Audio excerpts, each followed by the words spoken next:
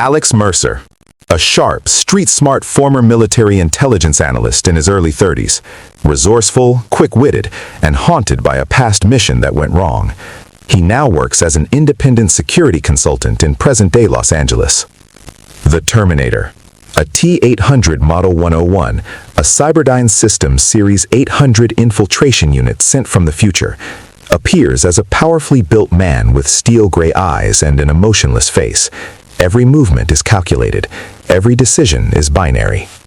Detective Sarah Lynn, Alex's contact at the LAPD. Tough, pragmatic, and one of the few people Alex trusts completely. Dr. James Cole, a scientist at Novatech Research, mid-50s, nervous energy, carries too many secrets. A sea of red taillights stretches endlessly under a smoggy sky. The city hums with its usual restless energy, horns blaring, distant sirens, the pulse of a million lives. A highway overpass looms above the 101 freeway. Lightning cracks the sky, though no storm was forecast. A blinding sphere of blue-white energy erupts above the overpass. Electrical tendrils claw the air. Traffic swerves, attract jackknifes. The energy sphere implodes, and where nothing existed a moment before, a large figure crouches on the concrete median. The Terminator rises slowly, 6'2", built like architecture. He stands bare, steam rising from his skin, scanning the environment with cold, calculating eyes. His HUD display activates, overlaying threat assessments, location coordinates, target parameters across his visual field. Terminator's POV, data streams. Location, Los Angeles, California. Date, confirmed. Target, Mercer, Alex. Mission, terminate. The Terminator steps forward, causing a motorcycle to swerve and crash. The rider scrambles away in terror. The Terminator looks down at the fallen motorcycle, then at the rider's leather jacket lying on the asphalt. He picks it up, puts it on, mounts the now running bike. Terminator, scanning the area, neutral tone. Alex Mercer, security consultant. Last known address, 4471 Mulholland Drive, Los Angeles. Probability of current location, 73%. He revs the engine. The motorcycle screams into the night. A modest but lived-in space. Maps pinned to corkboards, a half-eaten pizza on the coffee table, empty coffee mugs everywhere. Alex Mercer sits hunched over a laptop, earbuds in, studying surveillance footage on his screen. He's in his element, focused, methodical, at ease in the controlled chaos of his own mind. His phone buzzes. He glances at it. A text from Detective Sarah Lynn. "You seen the news? Something weird on the 101. Like weird. Alex pulls one earbud out, reaches for the TV remote, clicks it on. News anchor on TV. What witnesses are describing as an unexplained electrical phenomenon on the Hollywood freeway. No official explanation yet from Caltrans or emergency services. 17 vehicles involved in secondary collisions. Fortunately, no fatalities have been reported at this time. Alex leans forward, studying the shaky cell phone footage on the news broadcast. The energy sphere, the crouching figure. His eyes narrow. Alex, to himself, that's not lightning. That's a displacement event. He types rapidly, pulls up classified files on his laptop, files he shouldn't have but somehow does. His expression darkens. His phone buzzes again. This time it's a number he doesn't recognize. He hesitates, then answers. Alex, Mercer. Heavy breathing on the other end, then a voice, ragged, terrified. Dr. Cole, over phone, barely holding it together. Alex, it's James Cole, Dr. James Cole. You don't know me, but I know you, and I know what just came through tonight. You have to listen to me very carefully, because I don't have a lot of time. It's here, the thing from the future. It's here, and it's looking for you. Alex, slow down. What are you talking about? What thing? Who told you my number? There's no time for a proper explanation, Alex. I've spent 11 years working on temporal displacement theory at Novatech. Tonight, something came through, something that was sent, and the targeting parameters encoded in the displacement event, they match your biometric signature. Someone in the future sent it here specifically for you. Alex stands now, pacing. This should sound crazy. It doesn't, not entirely. Where are you right now? Dr. Cole, Novatech Lab, Building 7, but Alex, you can't come here. That's exactly where it will look. Go somewhere unexpected. Go somewhere nobody knows about. And the line goes dead. A single sharp sound, then silence. Alex. Cole. Cole. Nothing. Alex stares at the phone, then moves, fast. He grabs a go-bag from under the bed, pulls out a secure radio, checks the magazine on his sidearm, locks it in. He's been ready for something like this. He just didn't know what it would look like. A sleek research campus in the hills above Burbank. Quiet. Too quiet. The Terminator walks through the main entrance, not through the door, through the wall. Security glass explodes inward. Alarms scream. Security guards rush toward him. The Terminator doesn't stop walking. He doesn't break stride. He simply moves through them with methodical, devastating efficiency, disarming, incapacitating, never using lethal force where it isn't necessary for the mission. He arrives at a laboratory, scans it. Dr. Cole is there, or was.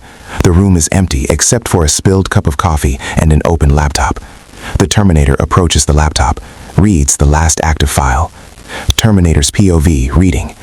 Displacement event log. Target acquired.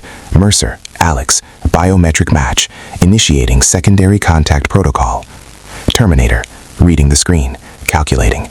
Secondary contact. Dr. Cole has warned the target. Efficiency of mission reduced by 14%. Adjusting. He closes the laptop, picks it up, takes it with him. He has everything he needs to find Alex Mercer now. Alex's car, a beat-up Ford Bronco, sits running in a far corner.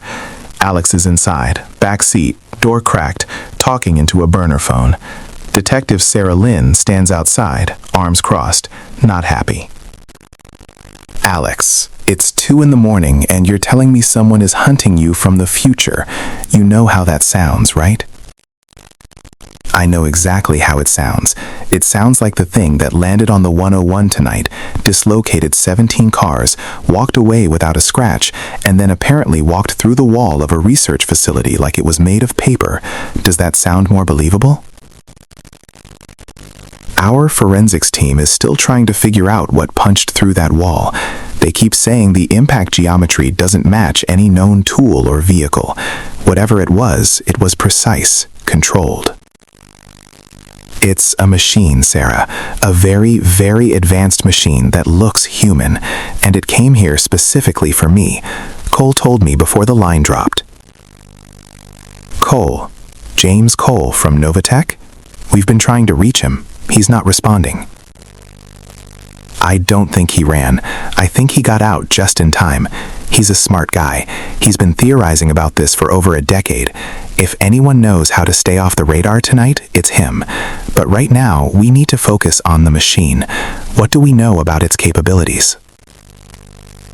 We don't know anything, Alex. That's the problem. We don't even officially believe it exists yet. Then let me tell you what I know. It came through a temporal displacement field. That's what the energy sphere was.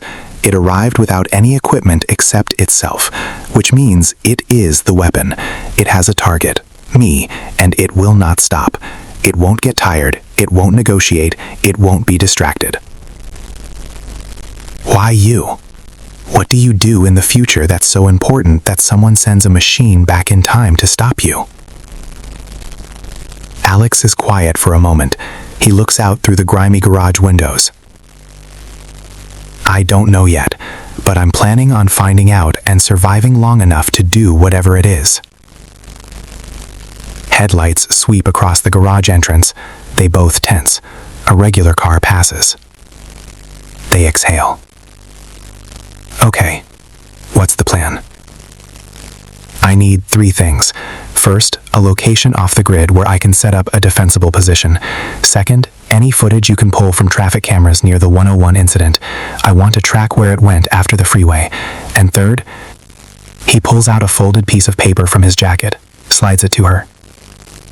I need you to find this man. His name is Dr. Marcus Webb. He worked with Cole at Novatech 3 years ago before he was quietly removed from the project. His research on high-frequency electromagnetic disruption was classified. If this thing has a weakness, a real exploitable weakness, Marcus Webb probably knows what it is. Studying the paper, you've been thinking about this for a while. I've been thinking about a lot of worst-case scenarios for a long time. This one just happened to walk through a wall tonight. The Terminator moves through empty streets. He stops outside a convenience store. Enters. The cashier barely looks up. "We close in 20 minutes, man." The Terminator scans the store. He picks up a city map, a local phone directory from a rack near the register. He reads both, simultaneously, impossibly fast. "Do you know of Alex Mercer?" Confused. "What? No, man. I don't know any Alex Mercer." "You gonna buy that map or what?" "Are there multiple listings for security consultants in this district?" "How would I know that? Try the internet, dude." The Terminator sets the map and directory on the counter. Pauses. Then, in the most human thing we've seen him do, he puts exact change on the counter beside them. "Understood. Thank you." He leaves. The cashier stares at the perfect pile of coins for a moment. To himself, "Weirdest night of my life." Alex has transformed a corner of the warehouse into a makeshift command post. Extension cords running from a generator, 3 laptop screens, a tactical map on a portable whiteboard. Sarah is there, and now sitting in a folding chair with a cup of coffee and the look of a man who hasn't slept properly in years, Dr. James Cole. "Cole, you made it. I thought, I've run through this scenario in my head 100 times. I had an exit strategy ready. I just never thought I'd actually need it. Someone want to bring me all the way into this, properly?" Cole sets down his coffee, rubs his eyes, then begins, like a man unloading a great weight. 11 years ago, I was part of a classified government research group studying temporal mechanics. Not just theoretical, actual applied temporal mechanics. We weren't building a time machine. We were studying evidence of one. Evidence that someone, somewhere, at some point in the future, had already built one. Evidence? What kind of evidence? Objects, materials with crystalline structures that don't exist in current manufacturing, electronic components with circuit architectures that are decades ahead of what we can produce, all found at various sites around the country over the past 30 years. Someone was sending things back, or things were arriving as side effects of displacement events. And the machine that landed tonight? We theorized about infiltration units, a machine sophisticated enough to pass as human, sent back through time to complete a specific objective. We never imagined it would be real, not in our lifetime. And yet, here we are. Here we are. If it's a machine, can't we just shut it down? EMP, something? In theory, yes. An electromagnetic pulse of sufficient magnitude could disrupt its power systems, but it would have to be a very specific frequency, and you'd have to be very close. And by the time you were very close to this thing, you're already in serious trouble. That's why I want Marcus Webb. His research was specifically about frequency-targeted disruption. He was working on something when they pulled his clearance. Cole goes very still. How do you know about Marcus Webb? I know a lot of things I'm not supposed to know, Doc. That's why someone built a machine and sent it back in time to stop me before I can do whatever it is I'm going to do. Cole looks at Alex for a long moment. Something shifts in his expression. Respect, maybe, and fear. Webb's been living off the grid in Palmdale. He went dark voluntarily after they shut down his project. I have a way to reach him. But Alex, you understand that even if we get Webb's device working, it might not be enough to permanently stop this unit. It could buy time. But a machine like this, it adapts. Everything adapts when it has enough time. The trick is not giving it time. Sarah steps out to make a call. The pre-dawn air is cold. The city has gone quiet, that brief, rare stillness between night and morning. She dials. She doesn't hear it at first, the sound of heavy, deliberate footsteps, but she feels it, a prickling at the back of her neck, the instinct that 8 years of police work has honed into something close to a sixth sense. She turns. The Terminator stands at the end of the alley, 20 feet away. He found them. His eyes sweep her. Threat assessment, identification. She is not the target, but she is in the way. Sarah. Hand moving to her weapon. Loft PD, don't move. Keep your hands where I can see them. The Terminator keeps walking. Not fast, not aggressive, just relentless. Terminator. I am looking for Alex Mercer. Step aside and you will not be harmed.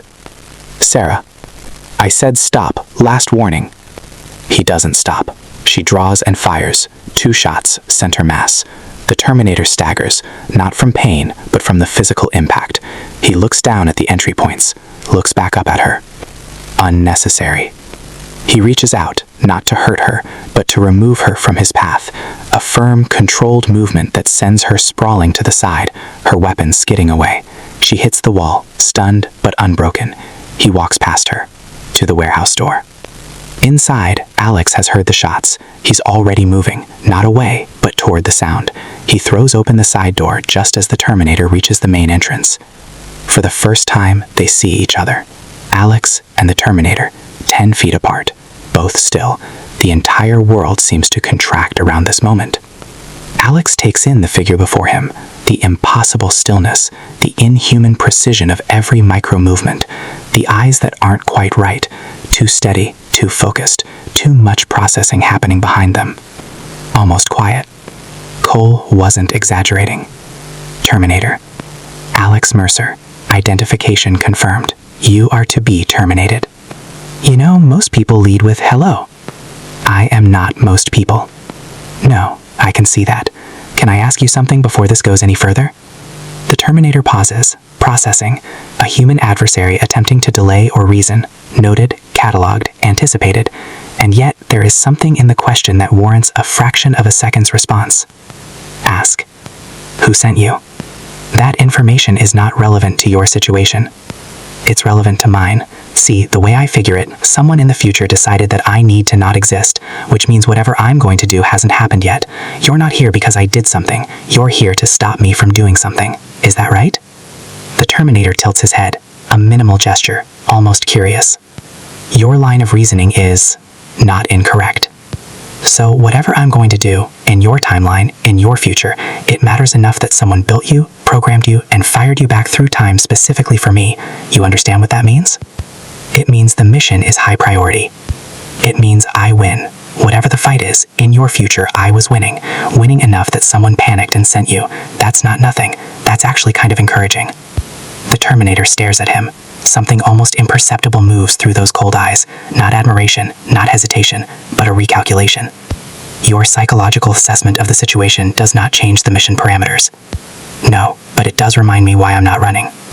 He fires a flare gun directly at the Terminator's face. Blinding light, smoke. Alex runs, not away, but sideways, through a pre-planned exit in the warehouse wall. The Terminator pursues. Alex runs through the labyrinth of the warehouse district. This is his terrain, prepared in advance. He ducks under a doorway, rolls beneath a lowered gate, cuts left at a marked junction. The Terminator follows, always steady, never winded, never uncertain. A machine pursuing its purpose. Alex reaches a pre-positioned truck, jams the accelerator with a wedge. It rolls toward the Terminator, buying 30 seconds. Alex uses every one of them. He climbs a metal staircase to a roof access platform, turns to see the Terminator below, having sidestepped the truck with total efficiency, looking up at him, calculating. Okay, Plan A bought about 40 seconds. Moving to Plan B. He pulls out a radio. Sarah, you good? Sarah, over radio, rattled but alive. I'll be annoyed at you later. I triggered the junction boxes on your signal. Power grid in sectors 4 through 7 is down. Good. Cole, is the array active? Dr. Cole, over radio, stressed. It's active, but Alex, it's not calibrated yet. If you pull the Terminator into the EM field before I've locked the frequency, it might not... How much longer? 8 minutes, minimum. 8 minutes. I can work with 8 minutes. Sarah, over radio. Alex, you do not have 8 minutes. The Terminator has already reached the staircase. He begins climbing. Alex watches him come. Into radio. Then I'll have to make it 7. Alex is on the roof. Nowhere to run. Or that's how it looks.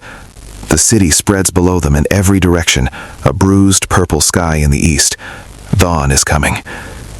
The Terminator reaches the top of the stairs, steps onto the roof, approaches. Alex backs up slowly, not panicking, just maintaining distance, buying time. You know, something's bothering me about all of this. You should be focusing on escape options. There are none. Maybe, but hear me out, because I think this is actually interesting. You were sent here by someone. Someone in the future made a decision. We need to stop Alex Mercer. And they built you, or reprogrammed you, or whatever, and sent you back. But here's the thing. Decisions don't happen in a vacuum. Someone had to be threatened by me. Someone who had the resources and the access and the technology to do something about it. The Terminator keeps walking. Steady. Inevitable. That means in your future, there's a power structure, a regime, an organization, and they're powerful enough to control time displacement technology, which means they're the ones running things.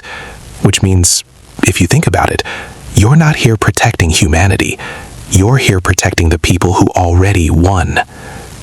The Terminator pauses. 2 feet away. He reaches for Alex. Alex doesn't flinch. Mission parameters do not include political analysis. No, but they include completing a mission efficiently. And think about this. If you terminate me now, whatever I was going to do doesn't happen, but it also doesn't mean someone else won't do it eventually. The future is full of variables. Terminating one person doesn't remove an idea. You understand that, don't you? You're smart enough to model that outcome. Something shifts. Fractionally. The Terminator's grip on Alex's collar doesn't loosen, but it doesn't tighten either. The probability of mission success through termination of primary target is 92%. And the probability that someone else picks up where I left off, beat, 68%. Over a 10-year window. So whoever sent you bought themselves 10 years maybe, if they're lucky, and they spent all this, all you, for 10 years? That doesn't sound like a sure thing. That sounds like desperation. The longest pause yet. The Terminator's eyes move, processing, reprocessing. Alex is doing something remarkable. He is not fighting the machine. He is thinking alongside it. You are attempting to introduce recursive doubt into my mission parameters. I'm having a conversation. I'm talking to you because you're clearly capable of processing what I'm saying, and because I think deep in whatever architecture powers that brain of yours. You already know that the situation is more complicated than your mission brief says it is. Complicated does not mean incomplete. The mission does not change because of complexity. No, but it changes because of new information. You're an adaptive system. I can tell that just from watching you work. You adapt, you recalculate. So, new data point. I'm not your enemy. The people who sent you, they might be. Think about it. His radio crackles. Dr. Cole, over radio. Alex, frequency locked. Array is ready. Alex holds the Terminator's gaze. Doesn't reach for the trigger. Doesn't run. Quietly. To the Terminator. I have a device that could disrupt your systems right now. Dr. Cole just told me it's ready. I'm choosing not to use it because I want you to hear the rest of what I have to say. The Terminator processes this. An enemy who has the means to incapacitate him and is voluntarily withholding that action. This is a data point with no clean precedent in his mission parameters. Why? Because I don't want to fight you. And because I think if there's enough of whatever they started with still running in there, you might not actually want to fight me either. Not really. Not when you stop and think about it. Another long silence. The sky is growing lighter. Dawn over Los Angeles. What is it you intend to do in the future that concerns them so greatly? I don't know yet, but I'm going to find out. And when I do, I'm going to do it anyway, because that's the job. The job. Someone has to make sure the future is worth living in. Someone always has to show up and do the hard thing when everyone else is either too scared or too controlled to do it. That's the job. And yeah, in your future, apparently I'm that someone. I can live with that. Can you? The grip on his collar releases. Alex stays still. The Terminator takes one step back, studies him. After a very long pause, you are not what mission parameters described. No one ever is. Sarah and Cole reach the roof via the staircase, slightly out of breath. They stop dead when they see Alex and the Terminator, standing 3 feet apart, neither in combat posture. Sarah's hand moves to her weapon. Alex holds up a hand. Not now. Alex, What is happening right now? We're talking. You're talking to the Terminator. Cole, you said this is an adaptive system, that it processes, recalculates, adjusts based on new information, right? Theoretically, yes. The architecture requires constant self-correction to function effectively in complex environments. So it's not just a hammer, it's something that can think, and things that can think can be reasoned with, given enough of the right data points. Cole looks at the Terminator with something approaching wonder. The Terminator looks back at Cole with the steady, unreadable gaze of a machine that is processing considerably more than it typically would. What did you say to it? The truth. The Terminator turns back to Alex. I have suspended mission execution pending further assessment. This is a temporary state. I understand. You should understand. My mission parameters can reassert. If the data I have been given is insufficient, then I'll keep giving you data until it's sufficient. I'm not hiding from you. I'm not going anywhere. I want you to have every piece of information you need to make the right call. The right call is a subjective determination. Yep, welcome to being something more than a mission. That's what subjective feels like. A long moment. The dawn breaking over the city. 4 people, 3 human, 1 not, on a rooftop at the start of a new day.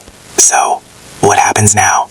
Now we figure out what the future is so afraid of, and we make sure it happens anyway. He looks at the Terminator. And maybe, if you're willing, we have someone on our side who knows exactly what's coming. The Terminator is still for a long moment. The city below is waking up, traffic starting, lights flickering on, the first sounds of a new morning. He looks out over it all, processing, a machine at a crossroads. I was not programmed for this scenario. I know. Neither was I. He extends his hand. The Terminator looks at it. The gesture, human, ancient, meaning-laden. He reaches out and shakes it. Firm, steady, the grip of something that is just, in the space of one conversation, becomes something different from what it was. I've spent 11 years studying temporal mechanics, and I have genuinely no idea what I'm watching right now. That makes 2 of us talk. The city below, waking up. Traffic beginning to move. The sky shifting from purple to orange to the gray-blue of an ordinary morning. Somewhere in it, 4 figures are descending a fire escape from a warehouse rooftop. One of them walks differently from the others. Steady, deliberate. No longer hunting. Now, something else. Smash cut to black. Title card. The future is not set. There is no fate but what we make for ourselves.